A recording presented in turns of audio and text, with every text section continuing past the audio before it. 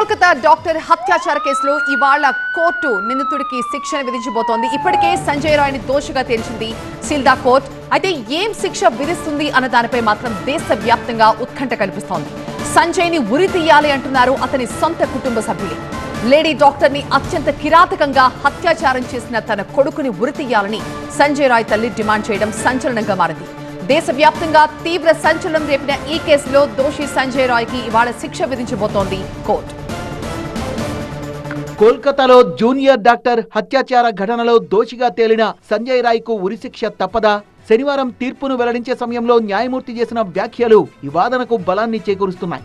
అన్యాయంగా లేడీ డాక్టర్ను పొట్టనబెట్టుకున్న ఆ మృగాన్ని ఉరి తీయాలని అతని కుటుంబ సభ్యులే డిమాండ్ చేయడం ఈ కేసులో కొసమెరుపు. తన కొడుకు తప్పు చేస్తే ఖచ్చితంగా తగిన శిక్ష విధించాలని సంజయ్ రాయ్ తల్లి కోరారు. తను చేసిన తప్పును ఓ మహిళగా తనెప్పటికీ క్షమించబోనని ఆగ్రహం వ్యక్తం చేశారు. తనకు 3 కుమార్తెలున్నారని, ఆ లేడీ డాక్టర్ పడ్డ బాధను, నరకాన్ని తను అర్థం చేసుకోగలనని ఆవేదన వ్యక్తం చేశారు.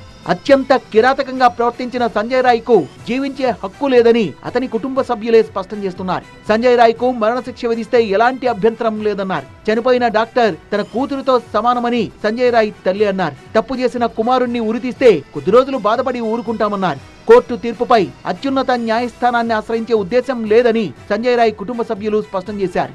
నేరం జరిగిన ప్రాంతంలో మరికొందరున్నట్టుగా వార్తలొస్తున్నాయని, దీనిపై దర్యాప్తు జరపాలని కోరారు. అన్ని కోణాల్లో సిబిఐ దర్యాప్తు చేసి వాస్తవాల్ని వెలుగులోకి తీసుకురావాలన్నారు. ఉన్మాది చేతిలో దారుణంగా హత్యకు గురైన లేడీ డాక్టర్ తల్లిదండ్రులు మాత్రం వెంటనే సంజయ్ రాయ్ ను ఉరి తీయాలని డిమాండ్ చేస్తున్నారు.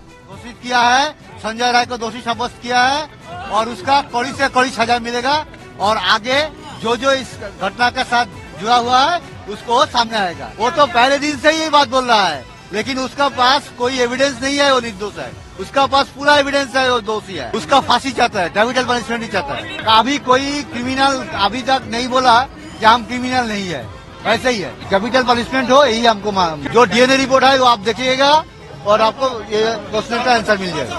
ఆగస్టు 9, 2024న ఈ ఘటన జరిగింది. నేరం జరిగిన 162 రోజుల తర్వాత ఈ కేసులో తీర్పొచ్చింది.